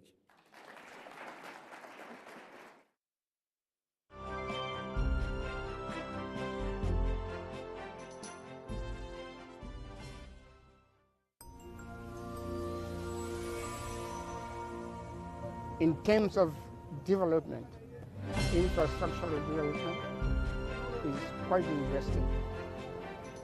We have Shoprite extended, and on the other side, as you are coming in from Hobaves, you have a village. Quite interesting. And we have some houses that were for some time neglected by the developer or abandoned by the people who developed it. Now again, as I'm seeing, they started to continue with the construction of those particular houses, which is a good thing. Chinene is it's growing, and we do not have enough accommodation. So it's good that at least they started with the construction of those houses to provide for accommodation to the needy ones. Well, for Oshinene, I think it's developing very well, but I think it also needs some more shops like fashion designs and all those shops, because a lot of people are not employed. Some people are still in the streets, they are still suffering for jobs. And for example, we also need more services. Omaheke region's development is it's good, it's developing slowly, but yeah. Me and is far, so to help out there because our road it's not fine, it's damaged, so we need a dire road, and we need electricity and toilets. Clinic is in Gitrai. What she was just saying is that they are in need of a clinic, they are in need of a police station, and whenever they have a problem, then they have to go to the committees for them to be assisted with an ambulance or either with the police for them to be assisted. So when something happened to them also, then they have to run only to the local development committees for them to be assisted with their problems that they're having. So they need a clinic, they need a hospital, and he was also saying that during the winter sometimes the water is becoming a problem. So and then to them they have been troubled by the community because they are the people that are staying this side, that they are not pumping water, but it's not the situation. It's just that the water is not enough or sufficient when it is winter time due to the sun that is because it's using solars. Youth centers, we don't have a youth center in Oshombindi, so we need a youth center. The improvement I want in the Omaheke region is the electricity, because we don't have that much electricity in certain places, like the locations and Kanansis, that side. So I would like that to be improved.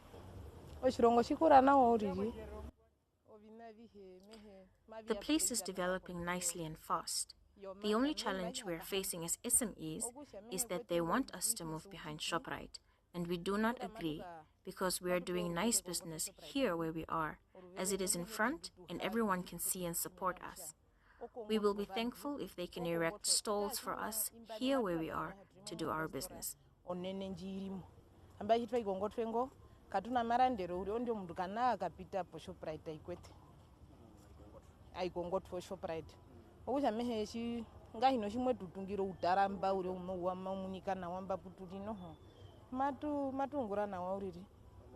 Main reason why we established this village is to make a living for ourselves.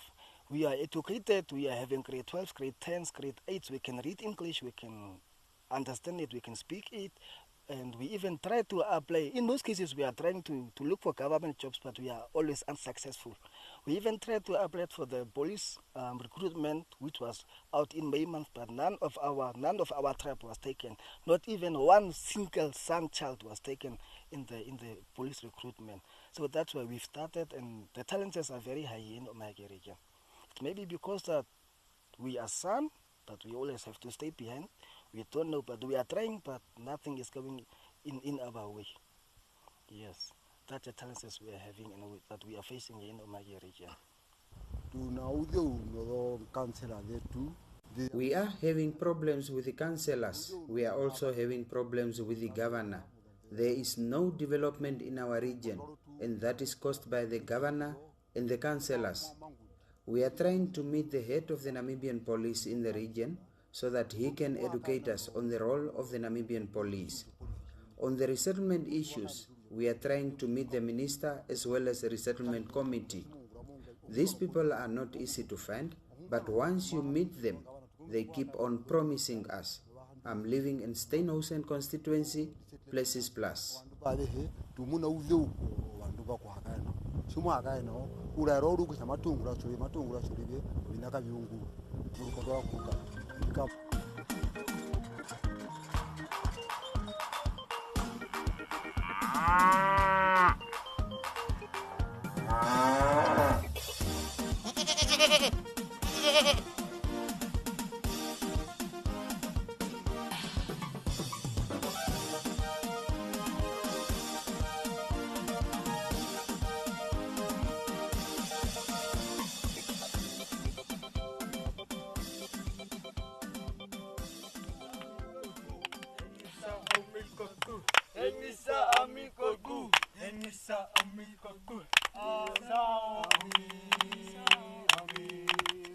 Amigo tu,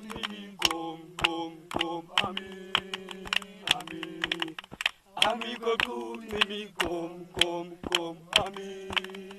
Amigo Kumi, come, Ami. Amigo Kumi, come, Ami. Amigo Kumi, come, Ami. Amigo Kumi, come, Ami. Amigo Kumi, come, Ami. Amigo Kumi, come,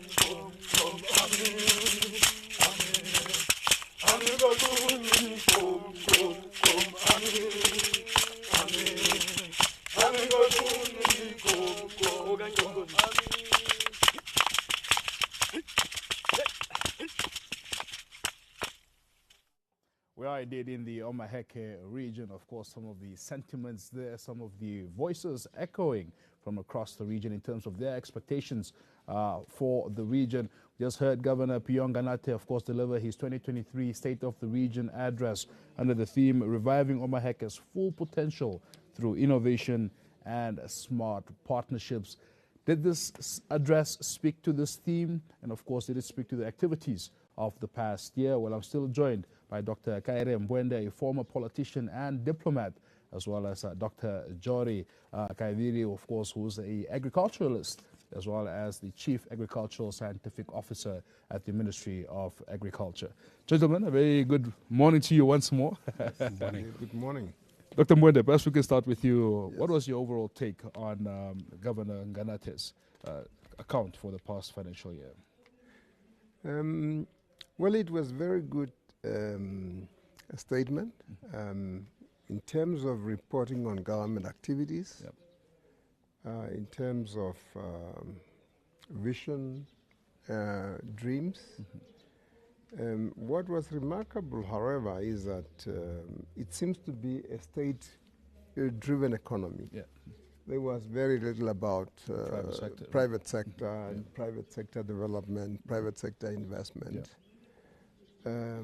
Which is maybe characteristics of our country, but more of Omaheke.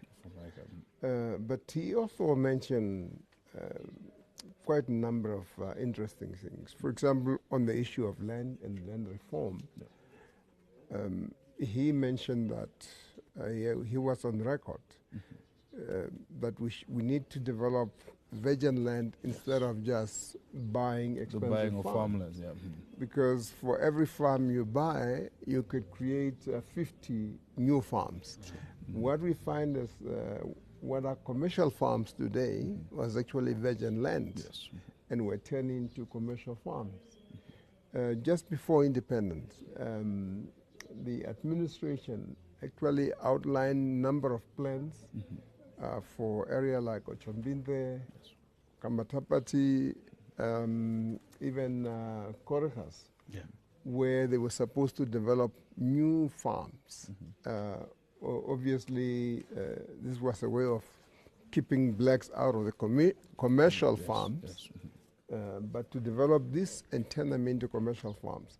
I think that is a very important project that has to be embarked on because first of all, sustainability of the resettlement program as is. All these commercial farms are turning to smaller units because of the number of people who are resettled, yes. And they become essentially communal areas. So in the end, the whole country will just be one big communal area, unless we develop new farms. Very much. So I think that was a very important key highlights. Yeah, very much indeed. Others is the issue of youth unemployment and the initiative that the Regional Council have taken. Yeah. I think it's commendable. And obviously also the issue of partnership that we spoke about earlier. Very much but I thought it was a very good account of what has happened. What I also we saw a Brazilian delegation as well. Yeah, there's a Brazilian delegation here. What one misses, however, is statistics on the economy of the region. We talked about, for example, livestock were sold to the tune of, or cattle, to the tune of 250 million, which is quite significant. but overall, what is the economy of Omaheke? We talk about the sectors, yes, but in terms of regional gross domestic, yes. I think it's something that regional governors should look into to show what the potentials of the regions are, and what can be done to enhance the capacity. Very much. But yes. So we'd like to see more of the economics of the region. Yeah, we'd like to see more of the economics of the region. Yeah. Dr. Kairi, what did you make of the SORA? Yeah. I'm very happy with what the governor presented. Yeah. He touched several critical issues on the pillars that I mentioned earlier. Yes.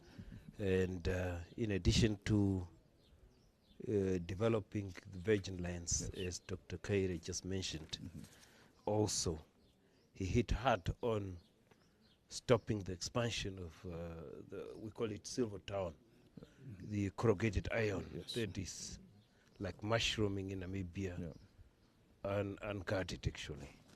And I was getting a little bit of goosebumps when he mentioned the Witfley abattoir.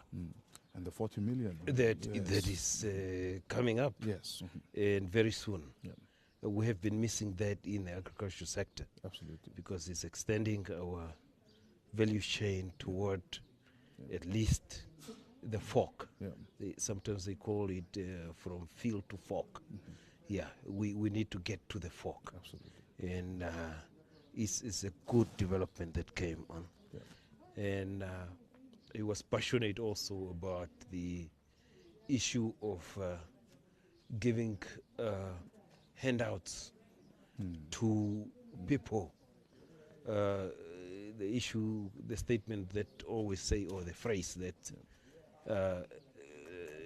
teach me how to fish, rather than giving me a fish. Yes. I think he hit nicely on that one. And at the end, he was also very articulate on exactly what we were talking about earlier, about the marriage between mining and agriculture. Very much, yes. And he stated it very, very, very, very nicely there, that our community need that employment. And we need to see the best way to deal with this mining and agriculture together. Absolutely. I thought those were very outstanding. Very much. I want to highlight, as you rightfully put it, the Witfley abattoir, a key activity here in the Omaheke region back in the day. Of course, we know the reasons why it closed down. But we're hearing now, of course, Agribank is going ahead with the sale thereof. 40 million price tag has been put on it. Governor has said within the coming months we'll see the operationalization of the abattoir once more. How big is this for the Omaheke region? This is very big. The setup of Omaheke, as we said earlier, especially to communal area, was more of a primary source of winners. Yes.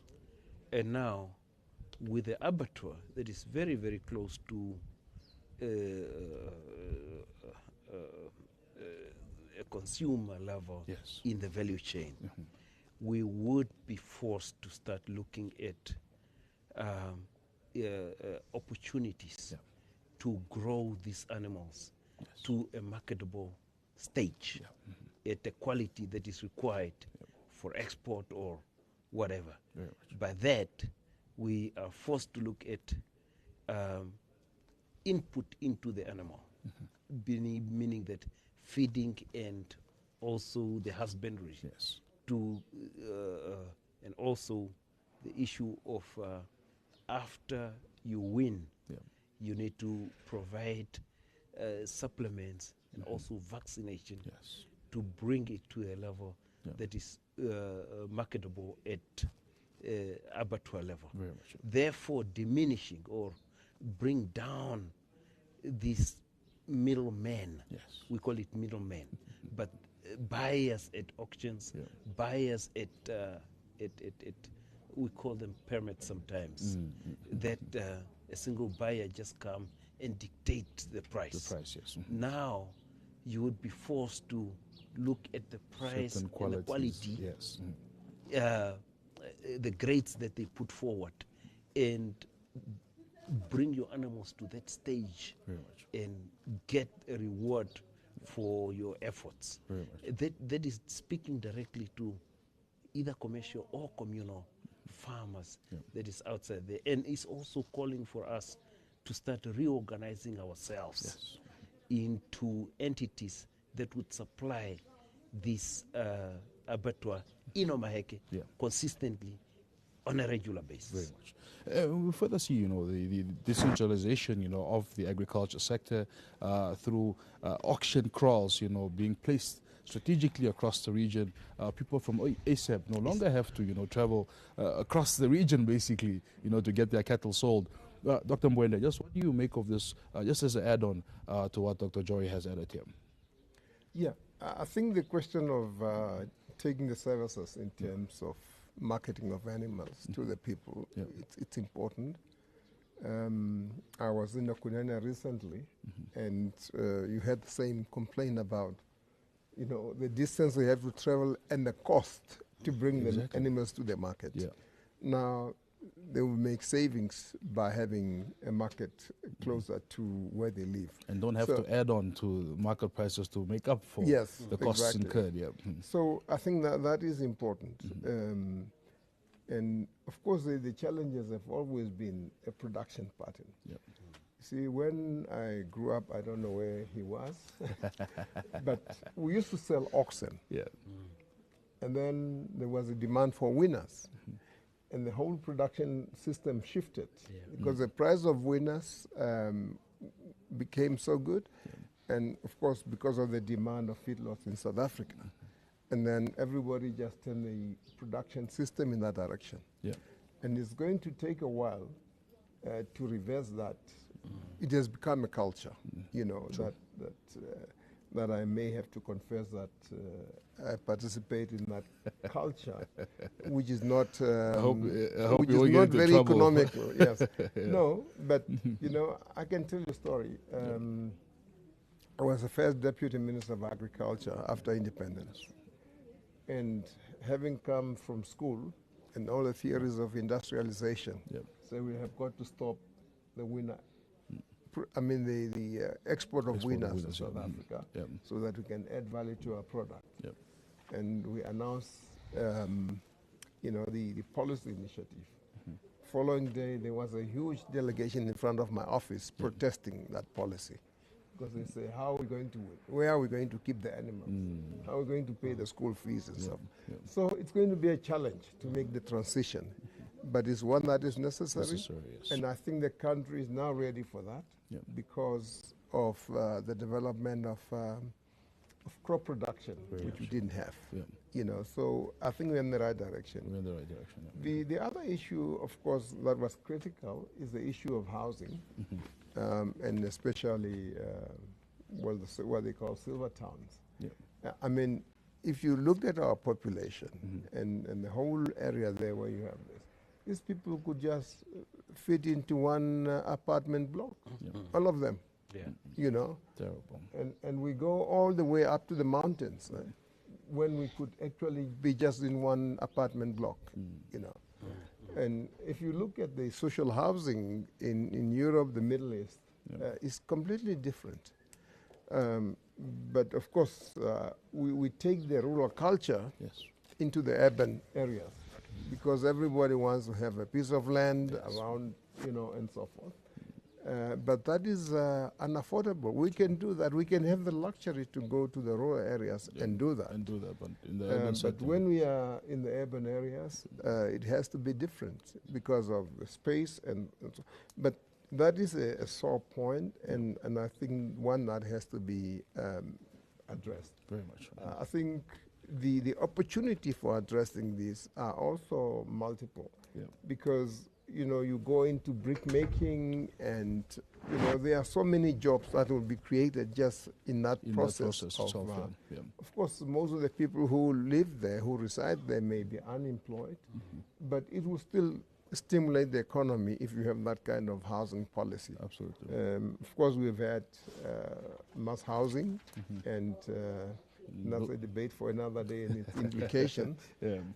But still, Build Together seems to be doing fairly well. Yeah, you know, because it's also this entrepreneurship system. Yeah. If it was done differently, I think mass housing could have been a much greater success than we have had. Absolutely. You know, you have people coming from elsewhere and getting tenders to build this, overpricing and all that went with it. But if you have really like the Build Together initiative and you up the standards, I think we can go a long way in addressing the housing problems in this country. Absolutely. Another bone of contention we spoke about earlier was the issue of drought. We heard the governor, of course, highlight there that the Omaheke region will now form part of the 87 million set aside for drought relief, initially only meant for Karas and Hardap. Good to hear Omaheke will benefit from this as well. We've heard some of the statistics in terms of support. Bags of maize, some 8,900, tinned fish, some 100,000 cans, cooking oil, some 26,000. When you look at, this current drought relief measures, both on a socio-economic but also on the animal side of things, what do you make of the governor's address to that effect here? No, the diversity of the demand is quite enormous. Yes. In the long run, you want to step out of these handouts, but of immediate, you need to stop the bleeding. You need to stop people dying. And the government is thinking about it, and the governor stated it very clearly that for now we need to address that issue of people dying now. Yes. And despite the fact that we want to empower people to start producing and being resilient toward climate change, but for now the handouts are so necessary, and we applaud the government for that. But in the long run, we should have a strategy. We should have a roadmap to what self-sustainability and start producing our own food, even those that cannot do it today. Very much so. And I think the way it was said and the way we see the diversity of the livelihoods in Namibia, for now this year, that will take care of things. Although he also mentioned from agricultural point of view that those that are not selling or not moving need feed and licks for their animals, which are not included in the package for this year.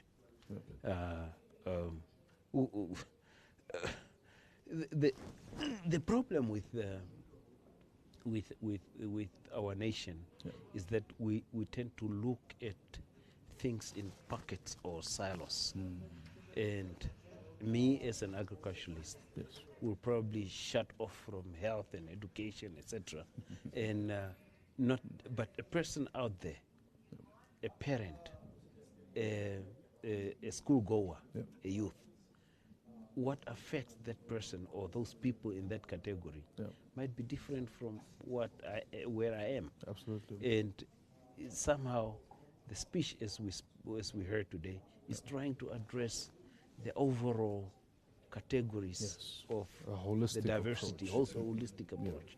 And I thought he did a good job on that.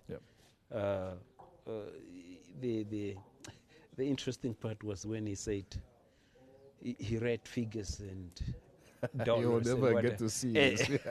And he said it so honestly that I shouldn't be held accountable that I haven't seen all this. But sometimes also the way the speech is written, it goes into these little things that at that level become a little bit overwhelming, and me as a person, I would have loved at some point to assess all these dollars in terms of impact. we are building schools, hostels. We are constructing all these things. Millions of dollars are going into it.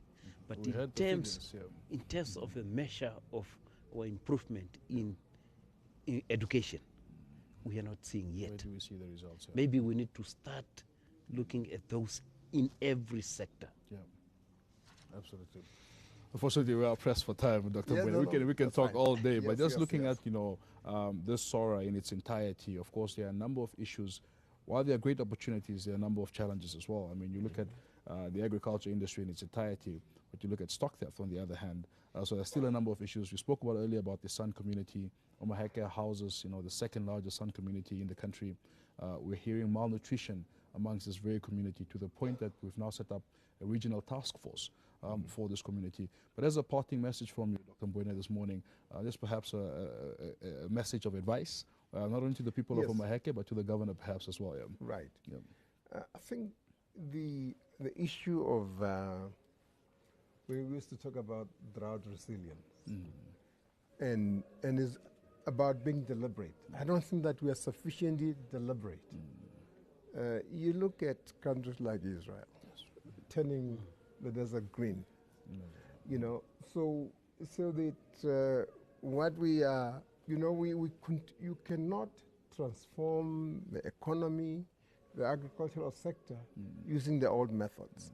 And I think we have to be a bit over-ambitious and put the money there that is required, get the skills, and transform the economy. I think we are very timid, as it were.